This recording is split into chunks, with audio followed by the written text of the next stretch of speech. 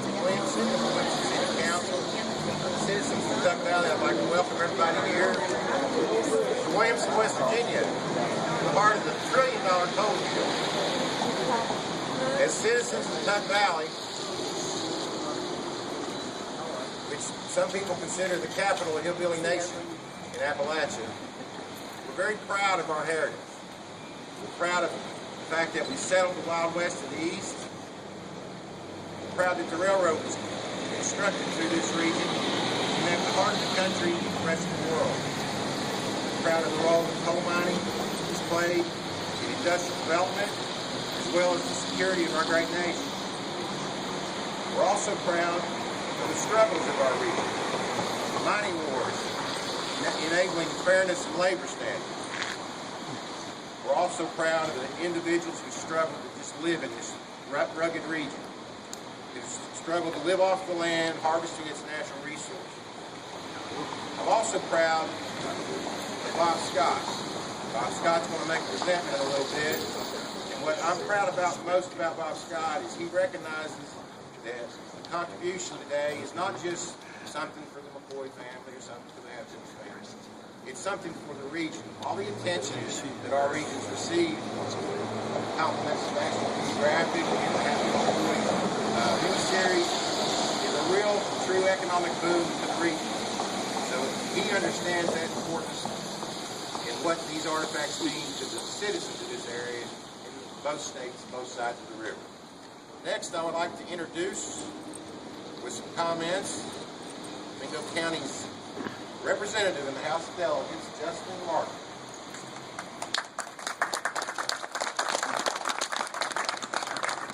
Thank you, Mayor, for allowing us for a kind introduction. I just want to thank everyone for coming out today. This truly is a great occasion for southern West Virginia, for Mingo County, Williamson County, for the entire part of the southern part of the state. Since the reintroduction of the Happy McCoys to the nation, all the national appeal, we've seen an influx of tourism. We've seen people come here from all over the capital, or from all over the nation. They're coming here to spend their hard-working dollars here in Mingo County, Logan County, and all southern West Virginia. The future development is very bright for our area, and that depends on that tourism. It's the almighty dollar that's coming in here from throughout the nation, and it's going to help us with our future development. The economic growth that comes from that future development, it's continuing to grow, and I'm just proud to represent the heart of the billion-dollar coal field here in Mingo County. The national spotlight, like I said, has been on us forever, and it's time for us to take pride here on our home turf. With that said, I have a bill right here that I want to announce here at home today. Delegate White and I are co-sponsors that's going to be introduced as soon as we get back to the legislative session. And it's being enacted by the legislative state of West Virginia and amend the code to be reenacted as follows. That the authorizing and requesting the Division of Motor Vehicles to issue a special Happy McCoy license plate. This will be one of the vanity plates that you see now that we all get in the local DOV. So the goal is to pressure legislators to get off in this area, but the goal is for this bill is to establish a Happy McCoy license plate that will be available from the back of your vehicle purchased at the DOV. So these artifacts that are coming here is just a showcase of our history. And I'm proud to be here and stand and just watch these artifacts come through the world. So thank you for coming, and thank you all for just being such great citizens. I appreciate you coming out today.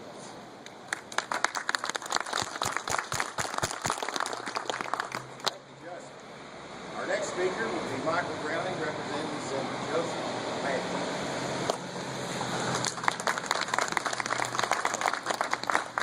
Thank you.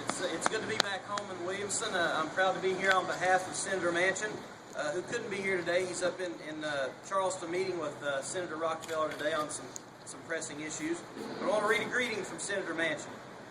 On behalf of the citizens of the Mountain State and as your United States Senator, it is my privilege to extend greetings to the Scott family, the Tuck Valley Chamber of Commerce, National Geographic's diggers, and all those whose research led to this tremendous discovery.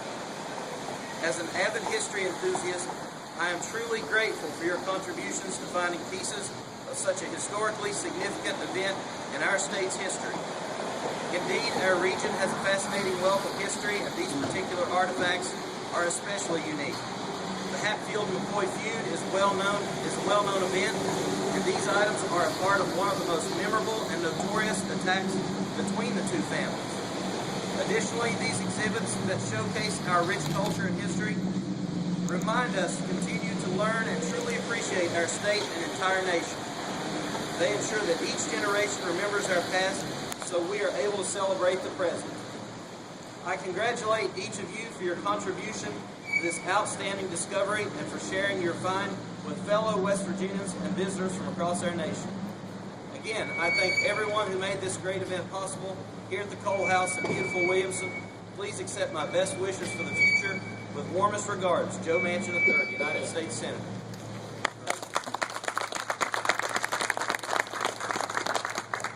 Michael, thank you, Senator Forrest. The Mingo County Commission is graced with your presence today. Appreciate your support here today. Our next speaker, I'm not sure if everybody knows who he is, but I kind of want to tell everybody who he is. Bill Richardson is WVU Extension professor here in Mingo County. Talk about extension agents, a lot of parts of the state, they talk about agriculture and other facets of West Virginia economy that extension agents help develop. Bill's a little different. He grows tourism. He doesn't grow crops. He grows people's interests. All through the attention that we've received for over Hatfield McCoy, this has been the guy at the forefront, pushing people and pulling people to our region. So please make welcome Bill Richardson.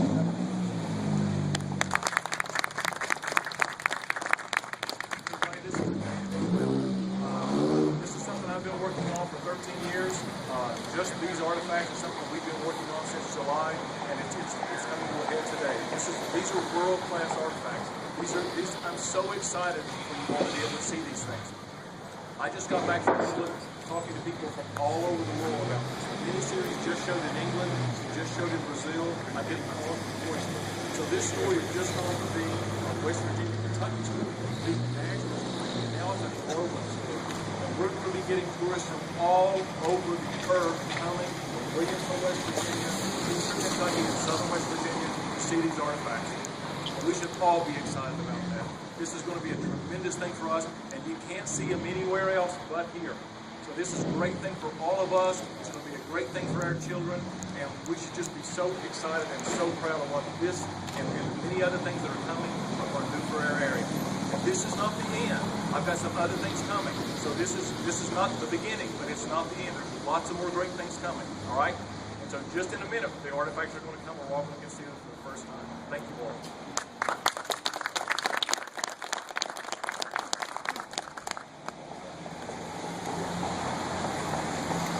So just to give you an idea what's going to happen, the artifacts will be here just momentarily. They're going to pull up right out here. Then they're going to be brought in. I would like to ask, because the coal house is so small on the inside, the handoff of the artifacts is going to be right here. Then we're going to have to take the items in and unpack them and do some media and those kind of things. And I'm sorry to say this, but we need to keep everybody outside until we have everything in the display case.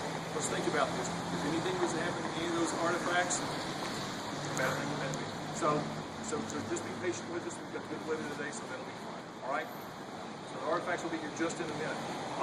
We are live on the radio, and we're waiting for the artifacts to come. If you have any questions, folks out there that are interested in these things, let me tell you what you're going to get to see a little bit later today. We have actual bullets fired during the Hatfield McCoy feud. How amazing is that? There's not bullets that were fired at the OK Corral. We don't have bullets that were fired by Jesse James. We're going to have here in our community bullets fired during the Hatfield McCoy feud. One of the interesting, fascinating historical events of American history. We've also got pieces of the cabin, Randal McCoy's cabin, that was burned down on January the 1st, 1888, 125 years ago. We have pieces of that cabin. We have a piece of a wash basin that the McCoys properly washed their face in that morning. We've got a pieces of their stove that they might have cooked their last meal on before the Hatfield raid. So just think how exciting that is. And people are going to come from all over the world to be able to enjoy those items. So it's going to be great for us. It's not just great for here, it's going to be great for all of southern West Virginia, all of eastern Kentucky. I did some analysis not long ago, trying to work out how much the economic impact has been just of Hatfield McCoy tourism, not the trail system, but just this history-based tourism. And it is someplace between $20 and $40 million. Now think about that. A lot of people say tourism is not the answer. Tourism is not the answer. If you ask me, $40 million is not so much. So that is tremendous for our area. We had 165,000 tourists here last year just for Hatfield McCoy. We expect that to be just as big this year. There are other things that are coming down the pipeline that I can't quite talk about yet, but those are going to just add and add to the exposure that we get, to the interest that there is in this story. And it was really interesting to be talking to people in Great Britain about the Hatfields and McCoys. Of course, the Hatfields and McCoys, they came from Scotland and Ireland. And so to be able to talk about that, here's your descendants that come over here and really did this kind of crazy feud battle. So this is a great day for us, but it's not the last great day. We've got so many other great days that will come as a result of this story. And I'm so excited about it. I hope you can tell that. And we should be too.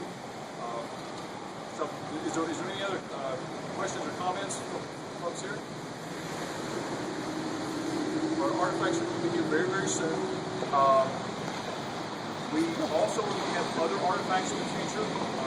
Right now, we're only putting a small amount on display. We don't have a whole lot of display case. We're also working with the county commission, is working with us to try to do a way to display many more artifacts that we've got from all of our history. This is such a rich place for history. Like Darren said, we've got the mine revolution. We've got our rich industrial heritage. The U.S. Industrial Revolution would not have happened without the coal.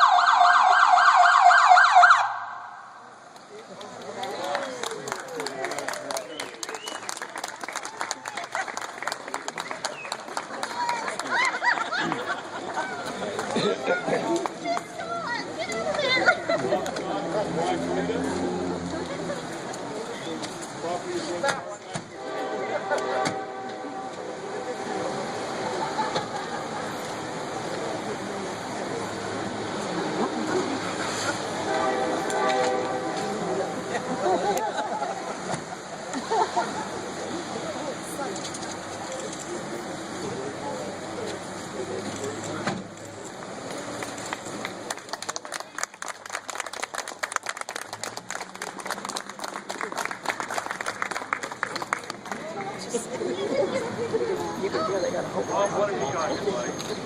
Well, we've got uncovered artifacts for the past 125 years.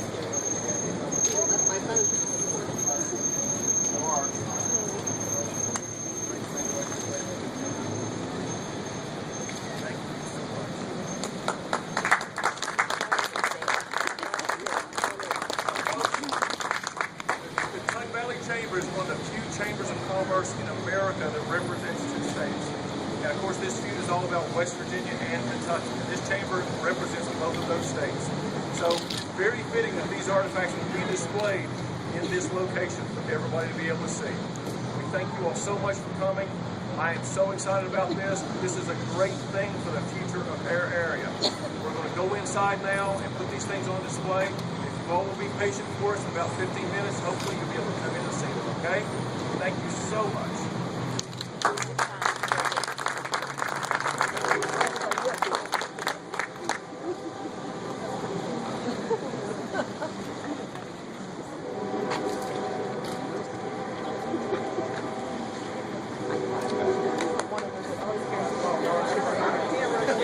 The reunion started the very first time.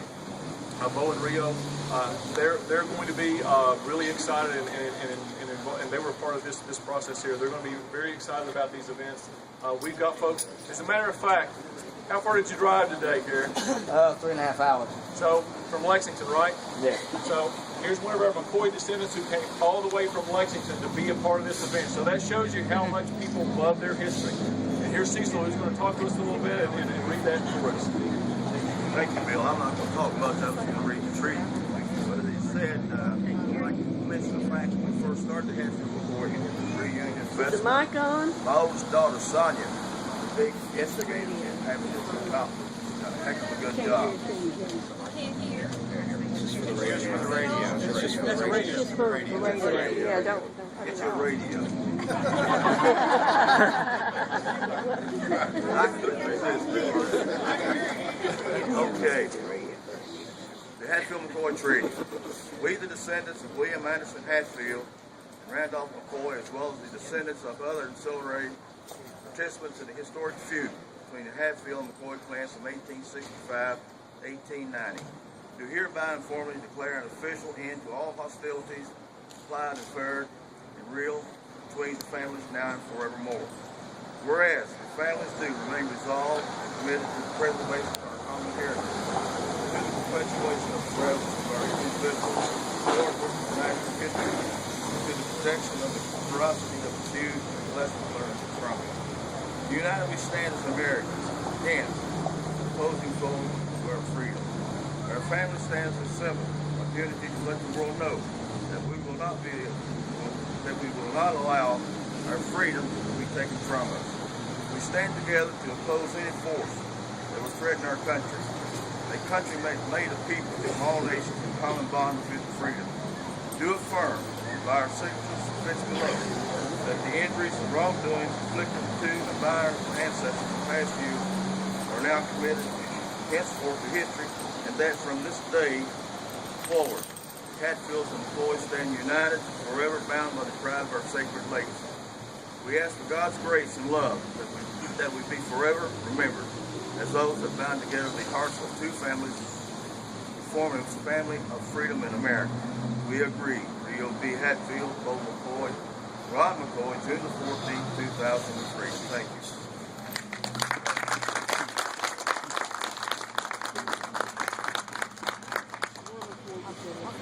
Oh, really? Now y'all related. Those of you all that don't know me, I'm Natalie Young. I'm the director of the Tech Valley Chamber of Commerce, and I'd like to introduce our vice president. Great-great-grandfather. And just on behalf of the Tech Valley Chamber of Commerce and the Williamson CVB, I want to first express our thanks to all the Scott for allowing the coalhouse to showcase these finds. And we also promise Bob that we will do all we can to encourage tourism and foster an environment for tourism to expand in the Tech Valley.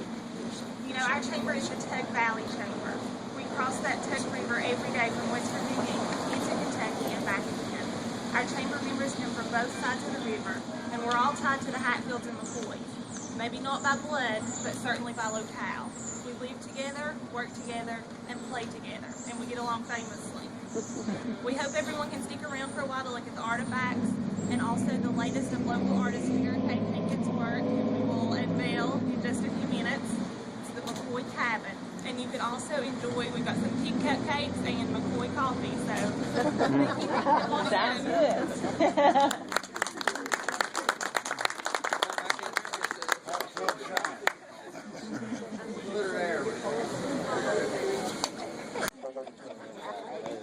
Glad to see you two getting along a lot. Oh, don't move, don't move, don't move, don't move.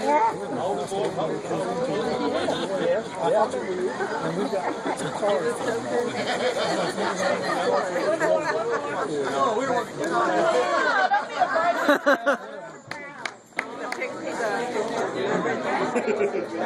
I've already seen it, so we have to see it. In the motto.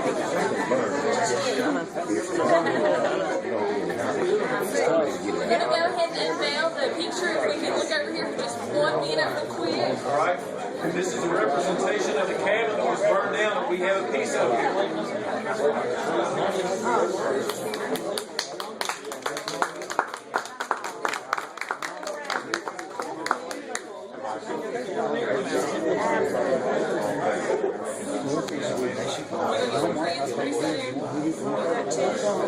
Back there. I'm going to, just in case you might